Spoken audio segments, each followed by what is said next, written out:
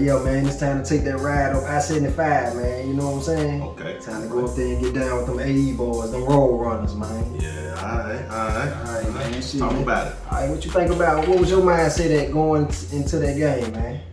Well, for one, you know, Austin East is it's almost like looking in a mirror in a lot of ways with those guys.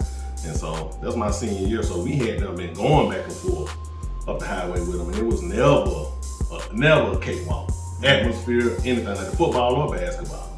Because I can remember a couple of times. I know we're talking about basketball, but I remember a couple of times we went up there on a football bus and just riding up in there, getting back there to where they field is. You know what I mean? You got to go through the neighborhood, and then once you get to the field, like behind the visitor side, it's like some trees. I don't know if it's somebody's house back there or what, but that was like a little good time house or something back there. Oh yeah. You hear the music playing, you know what I mean? Oh yeah. You can hear them back there making noise. Don't know what they're doing, smoking or whatever they're doing, but it definitely looked like they was having a good time back there. So it definitely put you in there like you behind enemy lines type feel every time you went up there. You know what I mean? So that was on the football side. The basketball side was very similar. Of course, we wasn't outside; we was on the inside. But they crowd was put you in the same field like a Highlands crowd. You know what I mean? Very rowdy, very supportive of their squad. You know what I mean? So it was always. But for the mindset of this particular game, we hadn't lost yet. Say, oh no. You know what I'm saying? We hadn't lost yet, and so I guess we might have had a little false sense of confidence, overconfidence a little bit maybe, because we knew they was, you know what I'm saying? We knew they had a chip on their shoulder because we had them beat them the year before. I think we beat them pretty handily both times, but we still was like, you know, I think we just was kind of feeling ourselves maybe a tad bit because we hadn't lost, even though we had played a close game with Howard. I think we went up there believing that we can go up there and do the same thing. You know what I mean? But find out something different. So yeah, I'm pretty sure they most definitely had a chip on their shoulder because the 95 team waxed them both times in the previous year. Them boys had a lot of pride about themselves, so they was looking for some get back, man. Most definitely. You know what I'm saying? But most definitely. Let's go back to the history though. It's a little spicy history between Brandon and Austin East, man. You know, even up to this day, man. Hopefully, everything can be put behind and we can just go back to playing the sports, you know, competing at that high level, Chad and Knoxville. Because, you know, right now, they're not even on Brandon's schedule no more because it got so heated. Yeah, man. Yeah. So everything cooling off right now. Hopefully, you know, so they can get back to just, you know, competing or whatever. Right. But that's been going on for years, man. Yeah, before we came on the scene. You know what I mean? And I think, you know, I obviously it escalated over the years outside of competition, but it was always steeped in competition, like a measuring stick. You know what I'm saying? What these dudes up in Knoxville got, what them guys down the church, you know what I mean? So I think that was a healthy, chippy, friendly competition. You know? Yeah. Just keeping it real, man. I don't like to, you know, get off into the negative, but it's a part of the history, so we got to speak on it.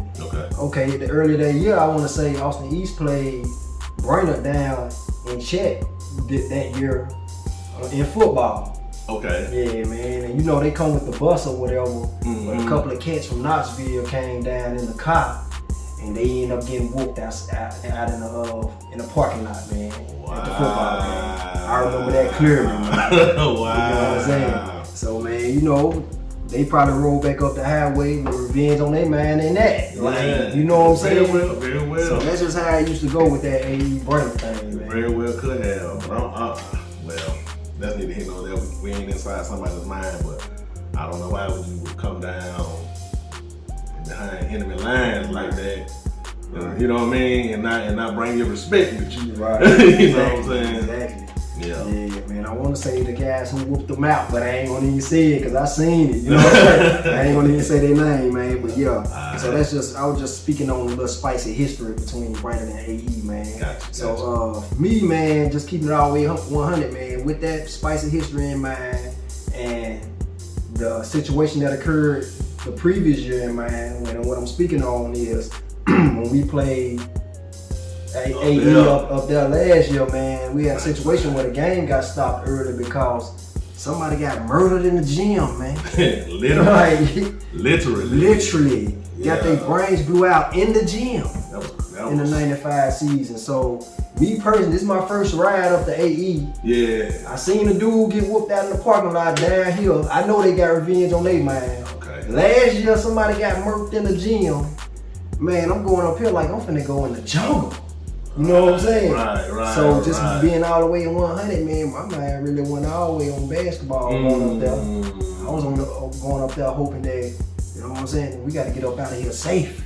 You know what I'm saying? And then the way everything happened, man, like it didn't make it no better. We getting police escorted in. You know what I'm saying? I forgot about that. Yeah, we did. Yeah, man. So we did. I forgot about that. So for me, man, my mindset was it wasn't on basketball. Got you. So all right, let's get to the game, man. We playing Austin East. I remember walking in the gym, man. You remember the little shoot around before the game? What you remember about that, man? I remember seeing that young, I guess, how would you describe this guy, man? A killer. Alright, that's a young killer coming in, sizing up the competition, because he came in there by himself. We were just out there, just like you said, just shooting around. I think they was kind of still in school or something. Nah, they wasn't in school. We was just up there. Game. I mean, that's right. Like 30 type game or something like that. Yeah. But he was somehow he was up there. I don't know where the rest of the team was at. They might have been up there too, but he was the one came in the gym. The toothpick in his mouth. You know what I'm saying? And he was on the other end down there by himself, getting his shots up. I think he was down there dunking and everything. Yeah, he was. You know what I'm saying? Like putting that. He was really looking back on it, was putting his intimidation factor down. Like this was happening tonight. Right. To y'all. You know what I mean? I know y'all been 20 piecing us last previous years, but he was looking like not tonight, not on my watch. He was looking like that. He had that confidence about him, and you could tell it was personal. That's how he took it personal. It wasn't just no game. It wasn't just no regular game. Like you said, today is not y'all day. Yeah, and then I remember as the fans started pouring in, man, you know how animated they was up there, man. They talking all that trash, you know what I'm saying? I'm talking about really trash talking, man. Really trash talking. Next thing you know, the gym packed, man. You know what I'm saying?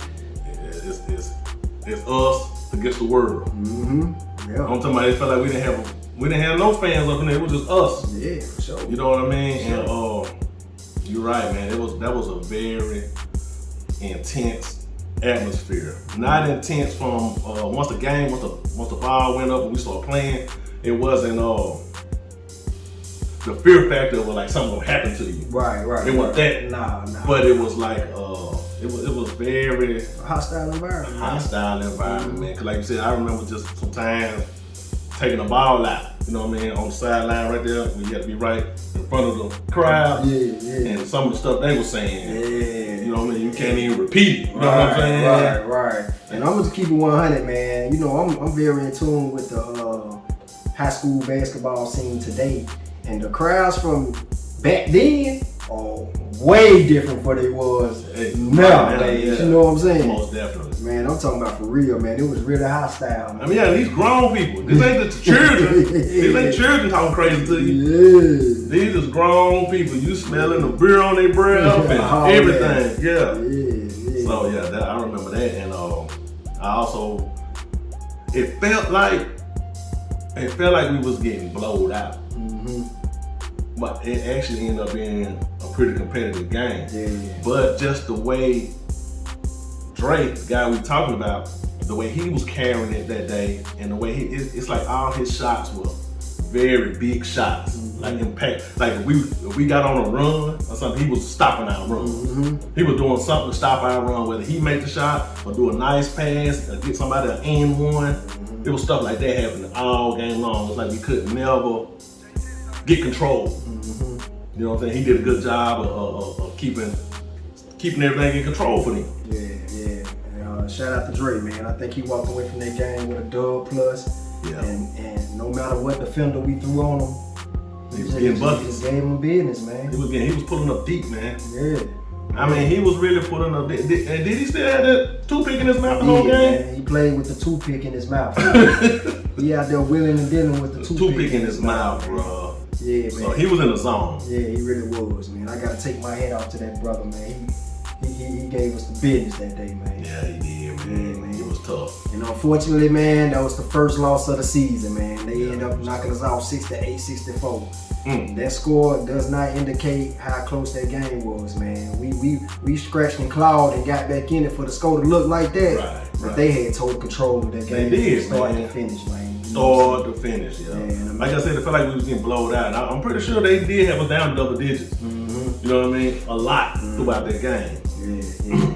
So that was the first loss for the season, man. That put us at what, 7-1? Yeah, 7-1. All right, move on. We took that L. We got back on that bus. First of all, we went back to the room, to the hospitality room, ate, hopped on that bus, and then got on down, man. Shout out to Austin East, man. Hopefully we can build that relationship back up to where we can get them games back going, because that was a real rivalry, man, that the state of that East Tennessee need to keep going. You know what I'm saying? Most definitely. I bet. So we hopped back on I-75 South, headed back down to Chat, man. So licking our wounds. Yeah, licking our wounds, man. I took our first L, and it's time to get back in the lab and regroup, baby. Because coming up, we got more pressure on us, and let's keep the streak intact of the Scenic City Shootout. Most definitely. Yeah, man. For y'all that don't know, man, the Scenic City Shootout was a tournament that was hosted by the Brainerd Panthers, man. Every year, starting